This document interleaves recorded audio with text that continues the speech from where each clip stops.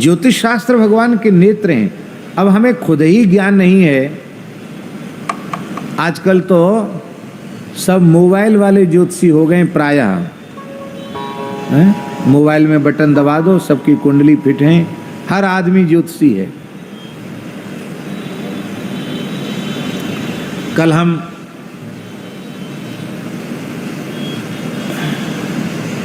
गहोई समाज का जो धनुषधारी मंदिर है वहाँ गए थे।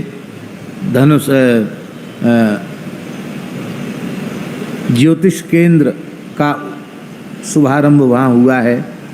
वहाँ अच्छे ज्योतिष के विद्वान लोग बैठेंगे और कोई भी व्यक्ति पहुँचेगा उसको ज्योतिष संबंधी समाधान वहाँ मिलेगा। तो जानकर बड़ी प्रसन्नता हुई। इससे कम उन विद्वानों का भी संरक्षण होगा, पोषण होगा और लोगों को भी समाधान मिलेगा। अच्छी बात है। पर मेरी प्रार्थना ये है कि हमारे पूर्वजों ने जिस परंपरागत तरीके से ज्योतिष शास्त्र का अध्ययन किया, उसी परंपरागत तरीके से ज्योतिष शास्त्र का विधिवत अध्ययन करना चाहिए और प्राचीन आर्ष ग्रंथों को ही प्रमाण मानकर उनके अनुसार ही फलादेश करना चाहिए। केवल ग्रंथ के अनुसार ही फलादेश नहीं होता माता जी, उपासक की उपासना का बल भी होता है। इसलिए पुराने जितने ज्योतिषी थे वे शास्त्र के पंडित तो थे ही, उनमें उपासना का बड़ा बल था। इसलिए उनकी लेखनी से जो लिख गया वो वज्र की लेख हो जाती थी, उसको कोई काट नहीं सकता, उसे कोई टाल नहीं सकता, ऐसा था। ब्राह्मणों की लेखनी में शक्ति होती है। तो हम निवेदन कर रहे हैं कि ज्योतिष की व्यवस्था गड़बड़ा जाएगी, तो कैसे इसका फिर आप समाधान करेंगे? तब आधुनिक विचारधारा के लोग तो कहेंगे कि कोरी भावुकता है कि मास दिवस कर दिवस भा। अरे भाई, कोरी भावुकता नहीं है। भगवान जब जब अवतार लेते हैं तो भगवान की लीला को संपादित करने वाली भगवान की अचिंत्य शक्ति योग माया भगवान के अवतार काल में उनकी प्रत्येक लीला में उपस्थित रहती है। और उस योग माया का कार्य क्या है शास्त्री जी? योग माया का लक्षण क्या है? अघटित घटना पटीयसी, अघटित घटना पटीयसी योग माया। जो घटना घट नहीं सकती उसको घटाने में भी जो अत्यंत पटीयसी है, चतुर है। कर्तुम अकर्तुम अन्यथा कर्तुम जो समर्था है वो भगवान की योग माया है। इस योग माया में ऐसी सामर्थ्य है कि वह थोड़े ही समय में अधिक समय को स्थापित कर सकती है। आप समझे नहीं समझे? हम कहना ये चाहते हैं कि ज्योतिष का गणित गड़बड़ाएगा नहीं। एक ही सूर्योदय से सूर्यास्त तक के काल में, एक ही दिन की काल की अवधि में भगवान की अघटित घटना पटीयसी समर्था योग माया ने 1 महीने का समय प्रतिष्ठित कर दिया।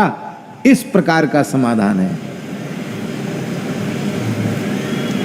यहां तो आपको 1 महीने में परेशानी हो रही है। आगे रास पंचाध्यायी है, उसमें लिखा है कि ब्रह्मा जी की रात्रि के समान रात्रि, ब्रह्मरात्र उपावृत्ते वासुदेवानुमोदिता, स्पष्ट लिखा है। ब्रह्मा जी की रात्रि। भगवान श्री कृष्ण ने रास कितने समय तक किया महाराज जी? ब्रह्मा जी की रात्रि पर्यंत। ब्रह्मा जी की रात्रि कितनी बड़ी होती है? ब्रह्मा जी का दिन रात बराबर होता है। जितना बड़ा दिन उतनी बड़ी रात। कितना बड़ा दिन होता ब्रह्मा जी का, उतनी बड़ी रात होती है। पहले दिन सुन लो तो रात अपने आप समझ में आ जाएगी। ब्रह्मा जी के एक दिन में 1000 बार सतयुग, 1000 बार त्रेता, 1000 बार द्वापर और 1000 बार कलयुग व्यतीत हो जाते हैं। 14 इंद्रों की आयु समाप्त हो जाती है। 14 इंद्र जय सियाराम हो जाते हैं। उनका कार्यकाल 14 बार इंद्र बदल जाता, 14 बार सप्तर्षि, सूर्य, चंद्र सब बदल जाते ब्रह्मा जी के एक दिन में। इसी हिसाब से ब्रह्मा जी की रात्रि होती है और इसी हिसाब से ब्रह्मा जी की आयु का मान है 100 वर्ष का।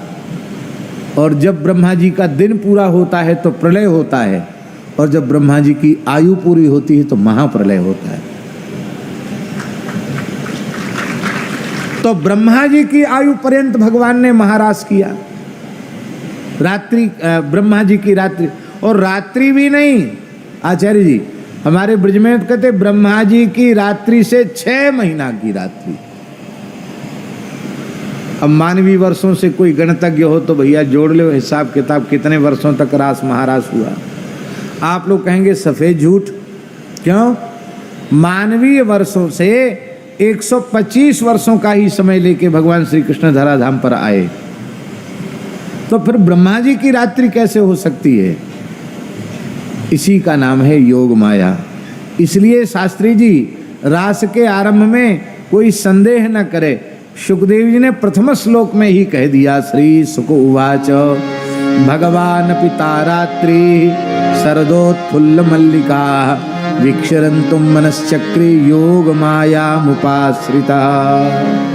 पहले ही कह दिया भैया योग माया मुपाश्रिता, संदेह मत करो, ये योग माया है। इस ये योग माया ही तो विंध्यवासिनी है, ये योग माया ही तो भवानी है, यही तो भगवती पराम्बा दुर्गा है। और क्या है? भगवान की अभिन्न शक्ति है ये। माई मेरे श्याम